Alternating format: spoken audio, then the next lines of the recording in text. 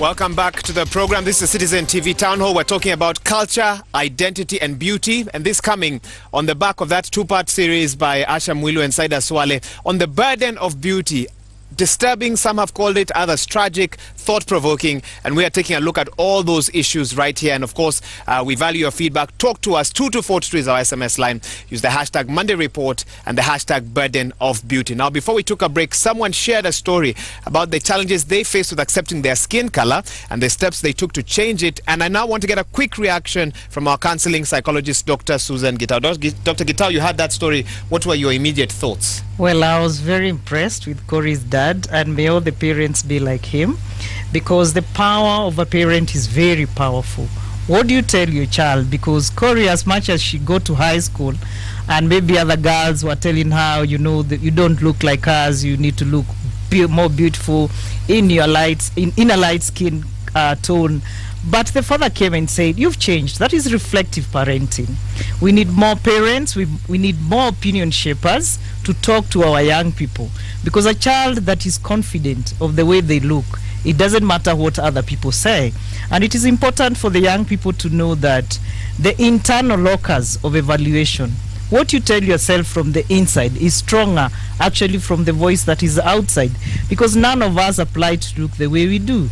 And for the peers, it's also good to know that you can bring one another down. So it is important to appreciate I am unique, they are also unique, without bringing them down. And for the teachers, because they have also played a very big role. You know, we spend a lot of time in school as children, as adolescents. It is also good for the teachers to know what you say to these young ones before they have really gotten to shape their own identity has a lot of power. What about our leaders? And this goes to all the public figures, you know. We see them, by the way, some of them when they are vying for political position and after maybe a year or two, they look so different and everybody wants to look like them. So at the end of the day, I would like to say, who are we bringing up? And I'm very happy because today I had interactions with big leaders who thinking beyond us. They're thinking beyond the colonialists that have really shaped our mindset, and they're thinking about the next generation. Okay. And actually the audience here is the one that is going to shape what the future is going to be like in terms of even defining what is African beauty. Do you think it's too late to change the minds of those who are past this age? It is not. Just like the way we use the young people to send any message anywhere, we will also use them to change the way even men think about beauty. And I want to concur with Joanne here.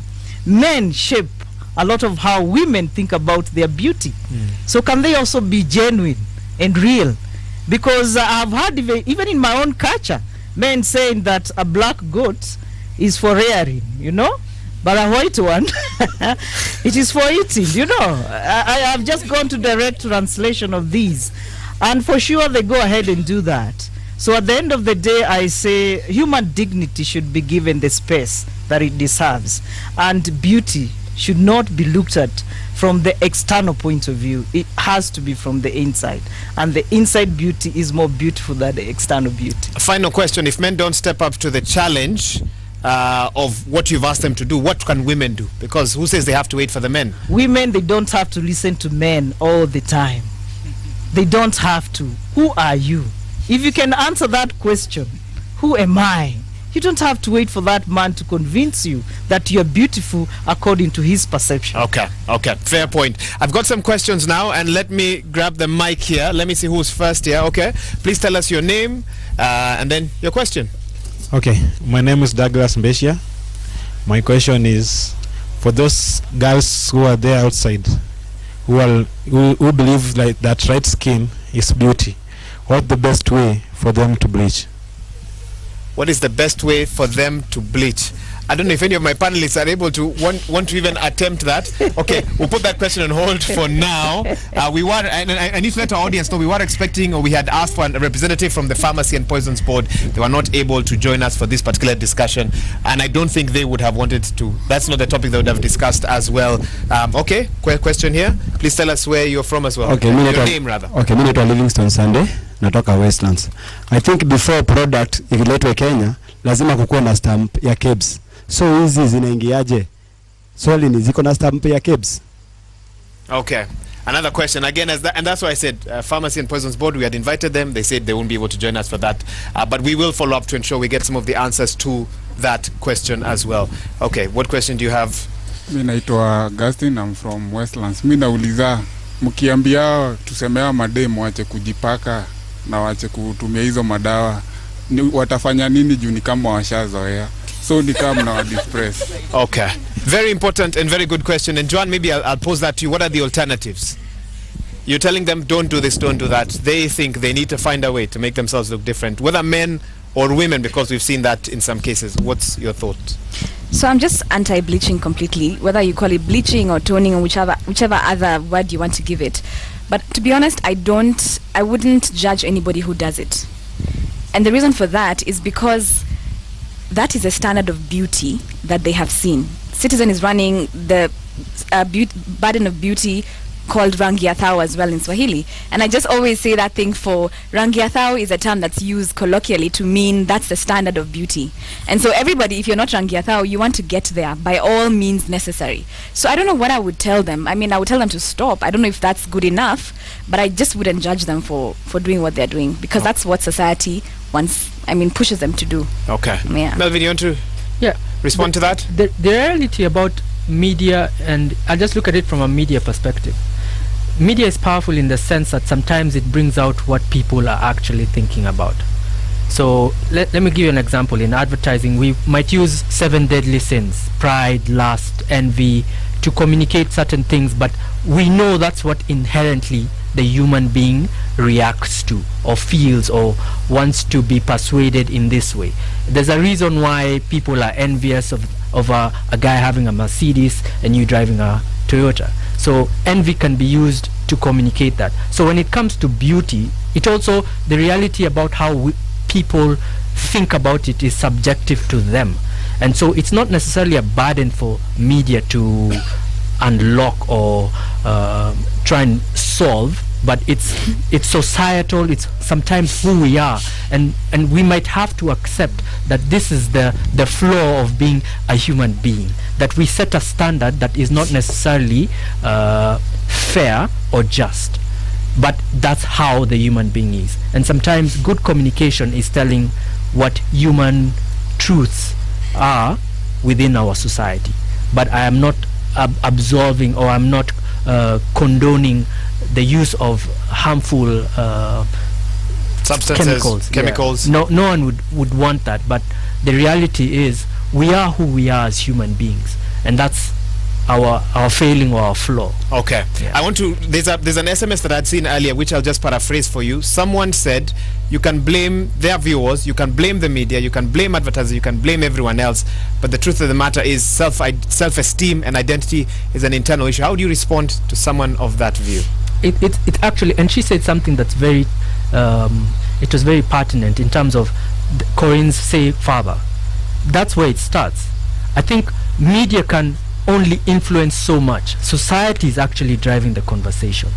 Media sometimes can just highlight or amplify the conversation. So the reality about our society, especially in Africa, if we're saying we're living in small villages, then it's the village that will decide the standard of beauty.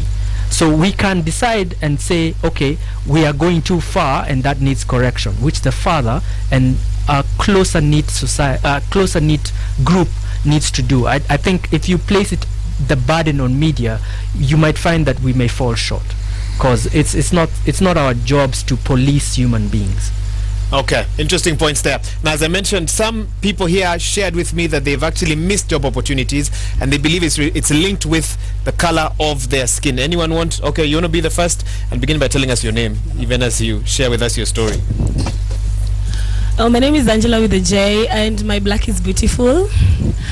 And so I agree when he says that we can't blame media all the time, but you see some of us when we grow up and the Barbie dolls are white, you see light-skinned people on television, music videos and billboards, so you also grow up thinking that maybe you're not good enough.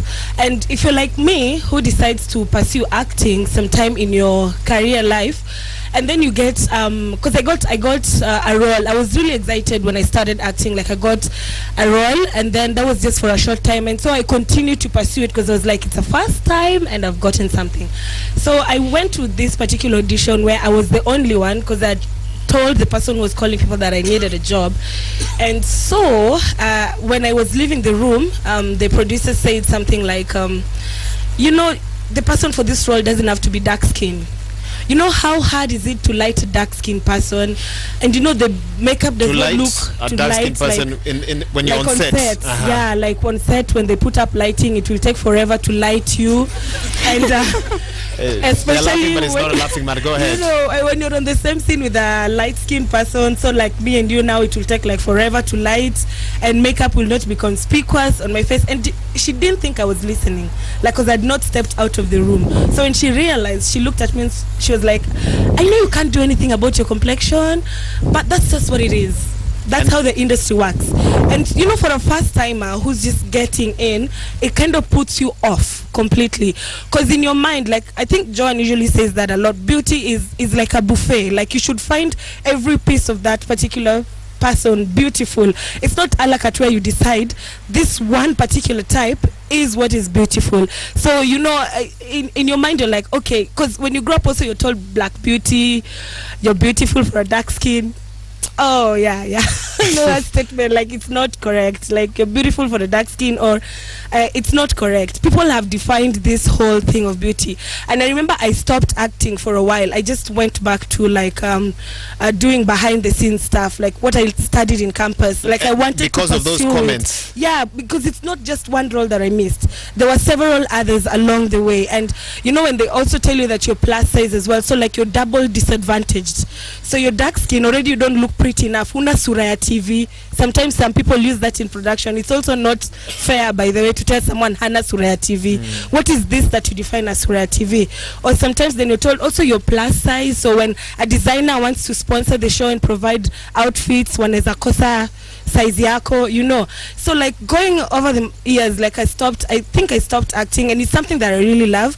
But you know, fast forward now, I am in 2 TV shows, and because there's some producers who took a chance in me, because if it wasn't about my acting, if I didn't know how to act, that's okay. I would go and study and, you know, get to learn and get to know. But it's not fair that you missed opportunities. I can't change because of something you can't change. Yeah, so I can't blame someone who wants to bleach. So many people in the entertainment industries, they've confessed that once they bleached, job came.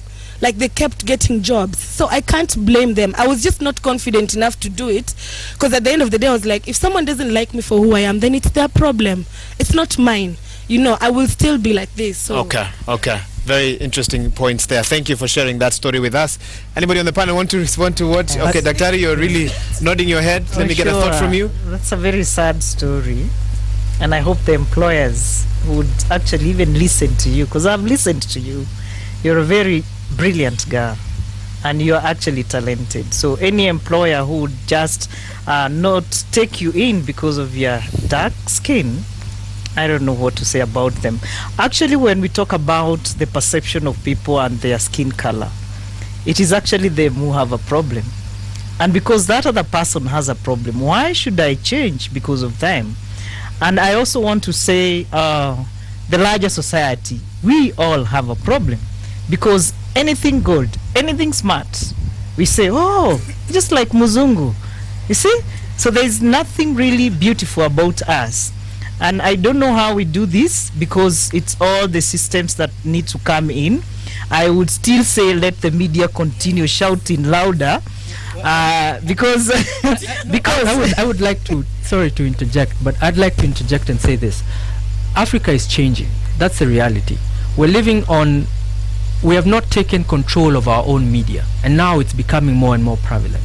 I mean, if you think about even Netflix, how many Nigerian or African content is within the, say, Netflix? So we have to take charge of what we produce. That's our reality. And the reality is society also has to support the entertainment industry, for the entertainment industry to then begin to tell stories that are authentically us as Africans. So it goes both ways. If you continue to consume European or American content purely, then how is it that we then tell stories that are more authentic to us, that are our skin color, that then relate to what we do and how we live?